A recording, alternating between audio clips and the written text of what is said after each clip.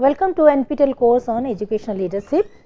Now, in the last class we have already discussed about why do we need authentic leaders in our educational context, what are their importance, what should be their specific qualities, abilities, and how they should behave, how they should act upon, etc. And in that context we have already discussed about authentic educational leaders help infuse educational practice with a higher purpose and meaning. That means they are whatever they do, they design, they think, they implement, they always go beyond the present context. They always have their larger meaning and purpose and vision for the future, and they focus on the ethics and morality in actions, in every actions and interactions. Whatever they do, they say, they perform, they view, they transact, etc. In all their actions and interactions, they exhibit, they demonstrate a high level of ethics and morality. Okay. Now, next is that they encourage the teachers to strive for quality in their teaching.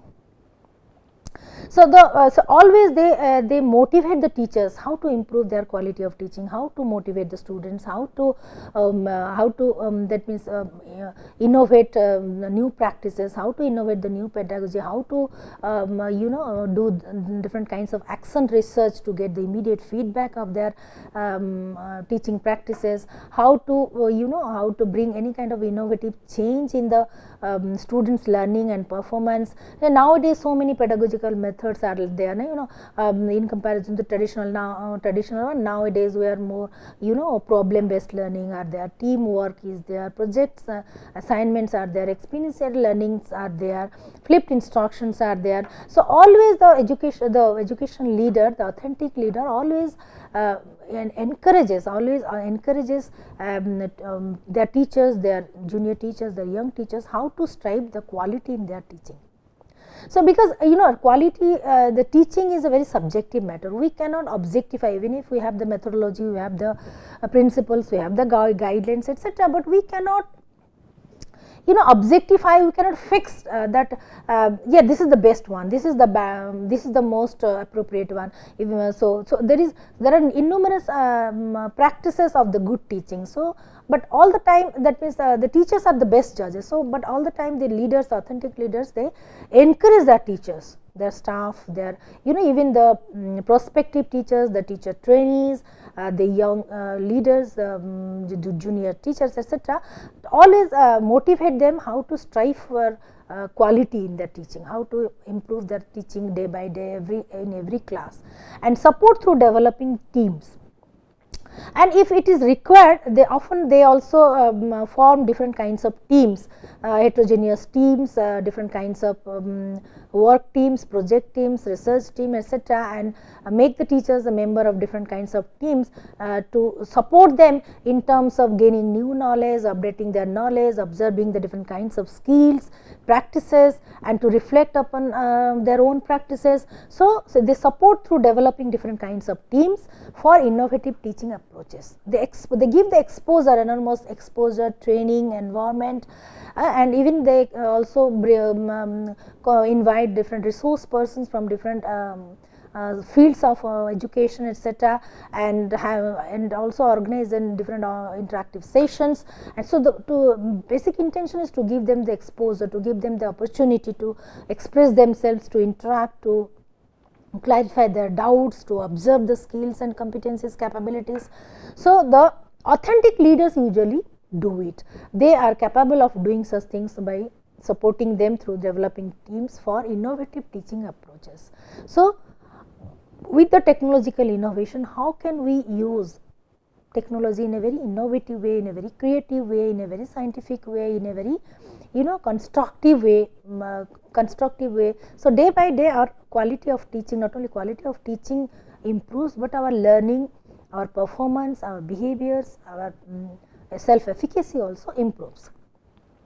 Then they provide resources to enhance collaborative teaching and learning, planning and practices. They provide, so the authentic leaders, they try their level best.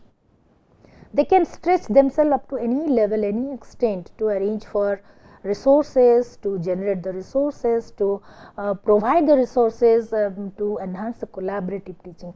They make their level best to stretch up and to reach out to generate the numerous resources through developing different networkings, through generating funds from different sources, to approaching the higher authority, even approaching the private organizations, industries, etc., for providing the resources for collaborative teaching and learning, in research and in research, in skill development program, in planning, in various kinds of curricular, co-curricular practices, evaluation, that is mode of how to improve the mode of evaluation, online evaluation, offline evaluation, different kinds of patterns, different kinds and patterns of evaluation, all kinds of things they keep on improving. They try the level best to improve every aspects of teaching, every aspects of education, every aspects of classroom management, every aspects of educational learning environment. So that is why authentic learning, we want authentic leaders. For what? Authentic learning. Like earlier we have already discussed about how to create a learning culture, how to motivate everybody, our teachers, our students, our staff, everybody to love learning, to carry forward our learning, to be motivated for self-learning, to explore the new avenues, new opportunities for learning, to engage ourselves with the continuous learning. So here learning is there, but how it should be authentic also, it should be relevant also, it should be positive also. Nowadays most of the students are like most of the students, most of the people, they are very much you can say addicted to or deeply engrossed with the in the social networking side. So it's through social networking they are also learning some or other things, but that may not be always relevant in educational context. So how to make our learning more authentic, more relevant, more positive, more positive in terms of outcome, in terms of its impact on our behavior. So authentic learning is not just about taking new knowledge and skills for oneself. So authentic learning doesn't mean only learning new subjects, new content, new knowledge, new skills for ourselves only, but is more about developing the capability, to give one's unique contribution to others. So here we have to remember that we are not just learning for ourselves, for gaining knowledge, for our own benefits, but here we have to share it with others, we have to contribute for the development of others, we have to distribute it, we have to share it. So we have to develop that capability to give one's unique contribution to others. Like whatever we have knowledge, skills and attitude we have developed, we have acquired, we have developed. Now how we can share it, how we can contribute, how we can distribute among others, how we can improve others' performance, how we can groom others and nurture others, improve the performance of our students, our fellow colleagues, fellow staff, etc. So authentic learning is not just acquiring the knowledge for our own benefit, for our own self, but going beyond that. That means sharing that knowledge, helping others, grooming others, nurturing others, enhancing others' capacity, that is capacity building, knowledge generation, knowledge sharing, knowledge dissemination for all kinds of purposes. So here in the present age, authentic learning is a concept of the new paradigm of education, new paradigm of today's 21st century education. Then what are the characteristic features of authentic learning? Yes, definitely we have to map it in terms of some specific qualities, features, etc., like personal meaning from and through learning. So the key characteristics of authentic learning is that whatever we learn, whatever knowledge we gain, we must get some personal meaning out of that, from learning and through learning. Whatever we are learning from the situation, from the context, from the sources, from the technology, from others, and through learning when we become a part of that learning process. So when we are engaged in that learning process and from which source we are learning, and we should definitely attach a personal meaning to that learning.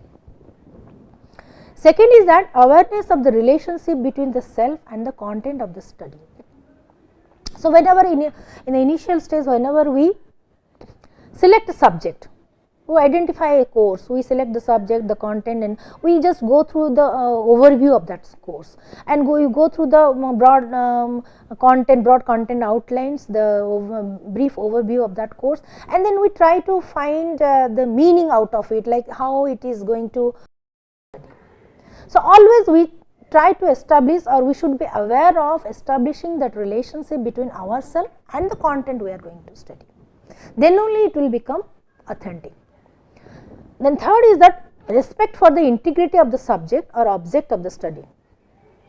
Whatever subject we study, be it economics, be it history, be it science, be it geology, whatever, we must have respect for the integrity of the subject content, the discipline. For the discipline, we must respect, and we must have the we must respect the depth of the discipline, the integrity of that discipline, that subject, that object of the study, that goal. So we must have respect for the discipline as such, for the subject, for the content, and how it is relevant in different spheres of life. So that respect, love, establishing a relationship, these are very important for authentic learning.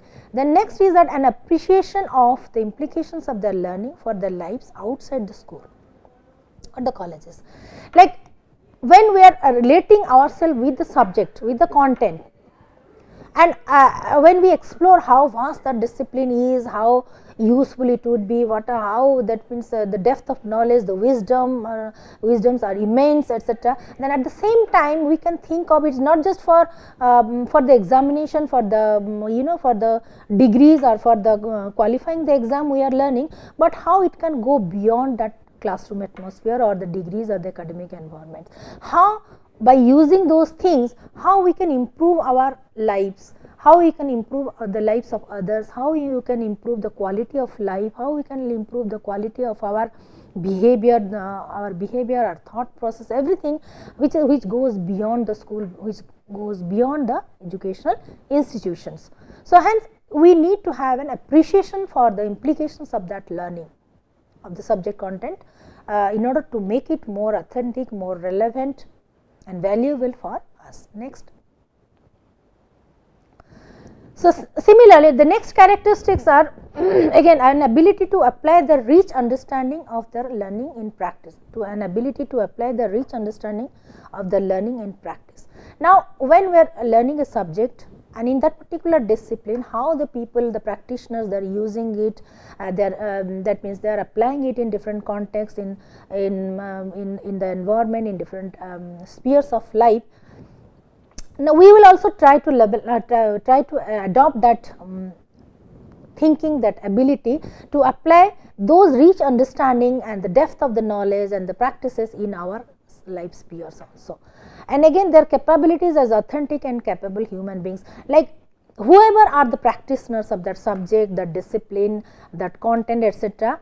and what are their specific qualities, what are their special abilities, capabilities, as the and how authentic they are, how capable human beings are, how many achievements they have already got in their life, their aspirations, their professional conduct, their behavior, their contribution to the society, their their innovative thoughts. So all these things we have also to we have to analyze it in order to map their capabilities, in order to in order to identify, in order to you can say imitate also, to sometimes imitate also their capabilities, being the authentic leader, authentic learner, authentic human being, authentic stalwarts in that discipline, and at the same time in transforming the students' potential and abilities. And whatever we gain through that subject content, the discipline, etc., and how by using this, by applying these in our educational context, in our professional practices, how can we improve the students' potentialities, how can we completely transform their abilities, how can we completely transform their behavior, their values, their ethics, their thought process and their abilities. So here whatever we learn, we gain, we acquire, we have to transform it, we have to deliver it, we have to share it with others in modifying, in improving others' behavior, their potential and ability. So it is a kind of not only to take up from the society, but to give also. So, it is a kind of give and take relationship, it is ongoing learning cycle, it is sharing of the knowledge, it is dissemination of the knowledge. So, here comes when we talk about the authentic leader, authentic learning, then automatically authentic pedagogy comes in. Authentic pedagogy. So, what are those authentic the criteria of the authentic pedagogy are like students are encouraged to generate new meanings and deeper understanding of complex issues related to the subject content. Here authentic pedagogy means it is not just emphasizing on how to learn the content only, or how to remember, how to apply the content in different fields, in different situation, but to have a deeper meaning, to have a deeper understanding of that content, to have our individual interpretation of that content, and how we can construct and reconstruct that content again and again for getting more meaning out of it. So, here in this sense we encourage the students to generate the new meaning, to generate the new interpretation, to generate the deep understanding of that content, and often also to deal with the complex issues. Sometimes what happens with the different contents, some complex issues are also involved in. So, if you have constructed and reconstructed your own learning experiences, and you have interpreted the content in different meanings, you have added your own meaning, you have gone to the depth of that content. So, definitely you can understand the critical issues, the very complex issues related to that subject content. Like for example, as democracy is a content. Suppose democracy is a content. In that content, we are learning different kinds of democratic form of government, democratic practices, democratic the various theories, the innovative practices, etc., etc.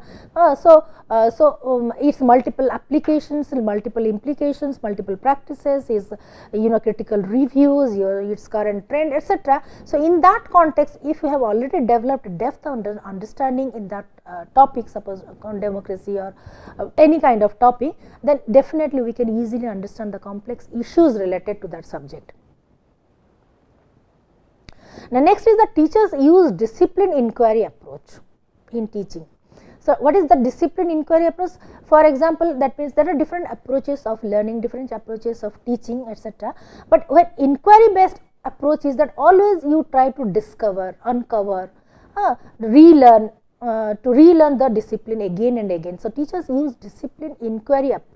All the time they ask the questions, different kinds of questions, what, how, why, when, where, it's all kinds of. So, it's continuous inquiry is going on, So, that is the teachers use discipline inquiry approach. They try to inquire, they try to explore, they try to discover the new things, they innovate the new things within that discipline, within that framework, within that discipline. So, teachers use in authentic pedagogy, the teachers are not at all complacent, they are not at all traditional or just confined to their books and the some materials, etc. But all the time they try to explore the new things, in by adopting an inquiry approach. An inquiry approach in teaching for developing higher order thinking skills of the students. In thinking also, in cognitive domain, we have the different hierarchies from the very simple to the very highly complex level. Like from the very simple, we can say that when we read a sentence, we try to understand it or remember it, etc. These are the very preliminary, or try to memorize it. These are the very preliminary level of thinking. But when we go beyond that, like when we try to apply that knowledge in different contexts, we apply that knowledge in solving various problems, then we go beyond that, then we again critically analyze it, critically evaluate it, and reconstruct that learning, that content, and again by critically evaluating, etc., reconstructing, etc., then when we go beyond and we add something new, we generate the new knowledge, new subject content. So, then it becomes the creative knowledge, creative thinking, creativeness, and the creative thinking, you can say, is the highest level of cognitive thinking, or higher order thinking skills, or highest level of cognitive thinking. So, here our focus in authentic pedagogy, our focus or the teacher's focus is on how to stimulate, how to develop higher order thinking skills of the students. The students would not be only satisfied with only the prescriptive kind of content and this and that, or whatever it is available, whatever it is easy to remember, whatever it is easy to apply, or etc., but to go beyond that, so that they can think beyond the content, beyond the methodology, beyond the practices, etc. That means they can think of that content beyond the critical evaluation. They can create, they can add on, they can innovate, they can design, they can redesign. So, in that way they can generate the new knowledge. So, our purpose being the teacher, by adopting authentic pedagogy, we should develop the higher, or we should stimulate the higher order thinking process of the students. Now, in this context, Halpern and Luben, the authors, they have developed a model of authentic leadership. They have developed a model of authentic leadership. So, they call it as the PRES, P-R-E-S, and P stands for being present. So, R for reaching out, E for expressiveness, and S for self-knowing. So, with this PRES, PRES model, they have developed an authentic leadership model. P means being present. So, the P means the P component defines that the authentic leader is always vigilant, is very active and stays in the present. He is always present, he always being present in the reality, present context. So, being present in the reality, looking for the future, setting the goals and objectives and designing the action plans, etc., etc. That means these are the criteria or qualities of an authentic leader. Second comes here reaching out. Reaching out, that means he has developed his networks, his professional networks beyond the school community, beyond the college community, beyond the university community, and he can reach out. He can easily reach out to the people in any corner of the world. So, reaching out to everybody and anybody in this society, in the globe, in this world. So, reaching out. So, that is why sometimes in our organizations, in the education institution, we are used to organize outreach programs in whatever you are doing, etc., how we can implement it for the social benefits, for the welfare of the community, welfare of the weaker section, welfare of the poor students, etc. So, that is called the outreach programs. So, similarly, the authentic leaders, they reach out to every section of the community, every section of the society. That reaching out, you can easily reach out. That means they have developed such a mechanism so that they can easily reach out to every corner, every section of the community, every industry, every organization, etc. So, their outreach opportunity, outreach area, outreach avenue is very, very large. Second is that expressiveness, in terms of expressing their thoughts. They don't innovate, they don't suppress their things, whatever they think, right, they always communicate their visions, their missions, their goals, their objectives. So, they are very expressive in terms of not only communicating, but also influencing others, but also persuading others, but also understanding others, but convincing others, but also motivating others. So, they are very expressive in terms of using their communication skills in different ways for different purposes for bringing the positive changes. So, that is the expressiveness is another attribute. And self-knowing, whatever decision they take, even though they have taken it democratically after a lot of analysis, discussion, etc., all the time they reflect upon it.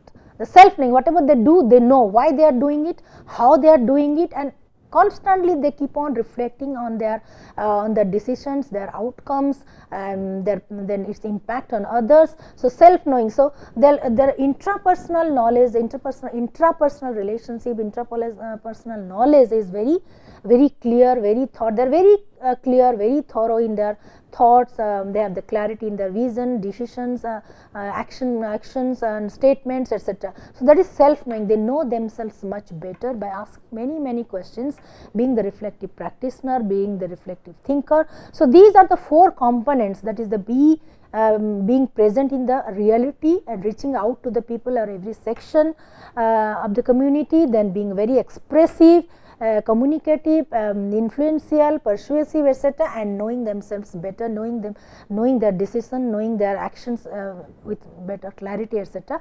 With these 4 pillars, we can establish the model of an authentic leadership. The next, so here comes, before going to the next lecture, now we need to reflect upon our own thing, own educational institution, own educational practices, etc. Suppose if you want to be a teacher, if you want to aspire to be an academic professional, to be in educational institution, even if you want to work in the R&D sector of any educational institutions. So we need to analyze these components which are very relevant in the present day context. That how can we develop a learning culture, how can we develop the authentic learning, how can we develop authentic pedagogy, and moreover we need the authentic educational leaders, for for bringing such a paradigm shift in our education system to make it more effective and more efficient and more successful in every endeavor. Thank you all.